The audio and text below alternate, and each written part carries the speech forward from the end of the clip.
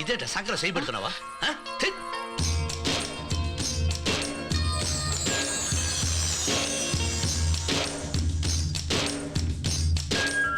అనాథగా ఒంటరిగా బతుకుతున్న బసవన్నకు జీవితంలో మొదటిసారిగా ప్రేమ బంధం తోడు అంటే తెలిసే మనిషిగా బసవనలో చాలా మార్పులు తెచ్చింది. నెమ్మదిగా సంసార సుఖాలకు అలవాటు పడ్డాడు. ఉదయాన్నే కమ్మని కాఫీ టిఫిన్లు, మధ్యాహ్నం విందు భోజనాలతో బసవణ్ణి దుర్గ ఇంట్లోనే కట్టిపడేశాడు. గొడవలకు కొట్లాట్లకు దూరంగా ఉంటూ సిద్ధపురం కలవటం మానేశాడు. మొన్నా కబురు చేసినాను, నిన్న కబురు చేసినాను, ఈ పొద్దు కబురు చేసినాను, అయినా వాడు రాలేదే. ఏమయ్యాడ్రా వాడు? ఆడి పిల్లం ఆడింటికొచ్చి మంచం వాల్చిందన్నా. తలకట్టు మార్చింది, మొలకట్టు మార్చింది. అంటే నా అనుమానం నిజమే. చదువుకున్న పిల్ల కదా, కొంగున ముడేసుకుంది.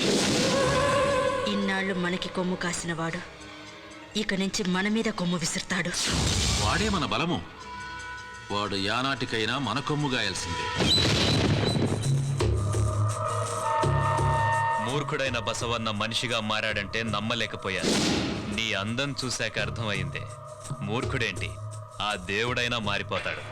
అన్నా అన్న అన్న వదినొదిలే అన్న, అన్నకి తెలిస్తే బాగుండదన్నా. అన్న అన్న అది కాదన్నా, నిన్ను కూడా మార్చేసిందా? చాలా మంచిదన్నా.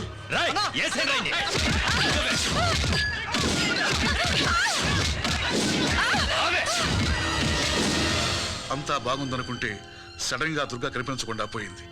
దుర్గ తోడుకు అలవాటు పడ్డ బసవన్న తల్లడిల్లిపోయాడు. తన కోసం ఊరంతా వెతికాడు, కనిపించలేదు. 3 రోజుల తర్వాత దుర్గ సీతమ్మవారి గుడిలో ఉందని తెలిసింది.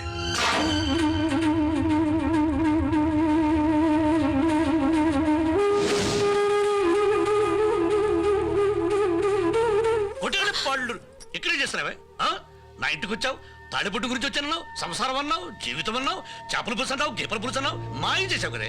3 రోజులుగా నీ కోసం వెతికి వెతికి చూస్తున్నానే. 3 రోజులు బంధం ఉన్న నేను కనిపించకపోతేనే ఇంత బాధపడిపోతున్నారే. ముద్దు పెడుతుందని ఆశపడ్డ భూమి మీ వల్ల దూరం అయిపోతే ఆ పేదోళ్లు పడే బాధ ఏమిటో మీకు తెలుసా? మీ వల్ల భర్తల్ని పోగొట్టుకున్న ఆడాళ్లు ఏ ఆధారం లేక ఎన్ని కష్టాలు పడుతున్నారో ఎప్పుడైనా ఆలోచించారా? అయినా 3 రోజులుగా నేను కనిపించట్లేదని నా కోసం వెతుకుతున్నావే తప్ప ఎప్పుడు నీ వెనకే తిరిగే సూరిగాడు ఎందుకు కనిపించట్లేదో తెలుసుకోవడానికి ప్రయత్నించావా? మోటార్ సైకిల్ సౌండ్ విని నువ్వే వస్తున్నావనుకుని విశ్వపతి భయంతో పారిపోయాడు. గాయపడిన సూర్యుని ఆసుపత్రిలో చేర్పించాం. నీళ్ళివ్వలేని దేవుడు రాళ్ళిచ్చి వీళ్ళ కన్నీళ్లు తుడుద్దామనుకుంటే అది కూడా వాళ్ళకి దూరం చేశావు. భూమిని తిరిగి పేదలకు అప్పగించి నీ పాపాన్ని కడిగేసుకుంటావో లేదా ఆ దుర్మార్గుణ్ణి దేవుడు అనుకుంటూ రాక్షసుల్లా బతుకుతావో ఆలోచించుకో.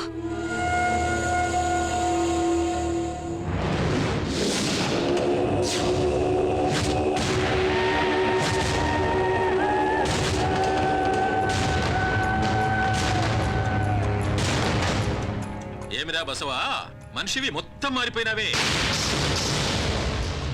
రాగానే దండం పెట్టి దన్నాలు స్వామి అనేవాడివి, ఇవాళేంటి చేతులు ముడుచుకున్నావు? ముడిసిన చేతులు ఇప్పితే ముద్దెట్టు నూనె నరుకుతానేమోనని భయం తల్లి. ఏమిరా బసవా, ఈ పొద్దు ఎట్టెట్లో మాట్లాడుతాండవే? నా పెళ్ళాం మీద చిన్నయ్య గారు చెయ్యేశాడు స్వామి. అడ్డం పడిన సూరిగాడిని మనుషులతో కొట్టించాడు స్వామి. కుక్క కుర్చీలో కూర్చుంటే చూస్తాడవేమిరా? అది మన కుక్కే గారు. ఇవాళ కుర్చీలో కూర్చుంటాది, రేపు నెత్తికెక్కుతాది. తీసుకుపోయి దాన్ని చంపేయి. ఏమిరా బసవా, యాదో మాట్లాడతాంటివే?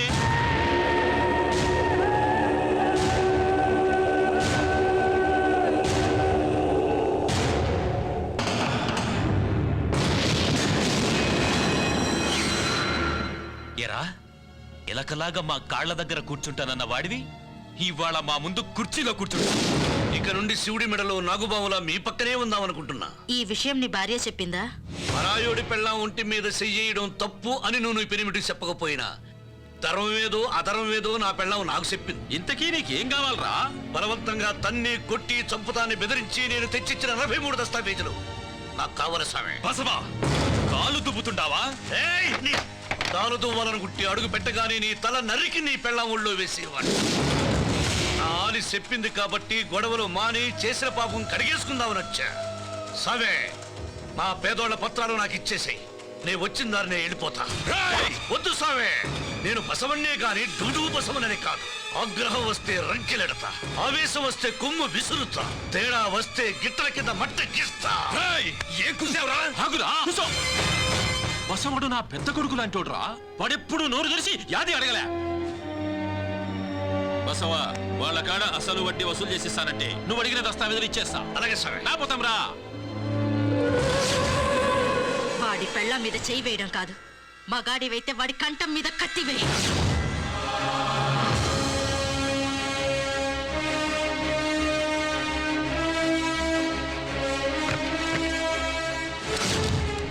గబ్బునాయాల, నేను పోసే ముందు తాగి నేనేసే ఎంగిలి మెతుకులు నాకి నేను చెప్పినోని కలిసే కుక్కవి నా మీదనే మురుగుతావా?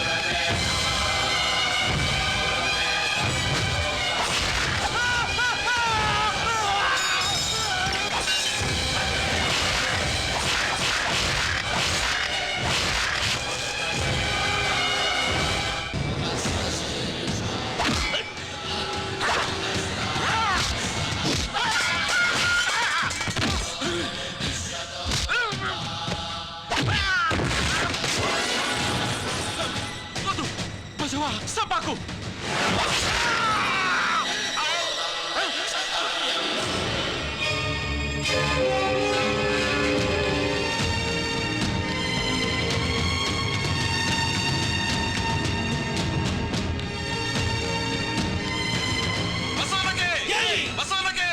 ఇది జరిగిన తర్వాత గాయంతో ఉన్న భిక్షపతి భార్యను తీసుకుని ఎక్కడికి వెళ్ళిపోయాడో ఎవరికీ తెలియదు. మీ నాన్న మంచివాళ్లా మారి వాళ్ళందరిలో ఒకడయ్యాడు.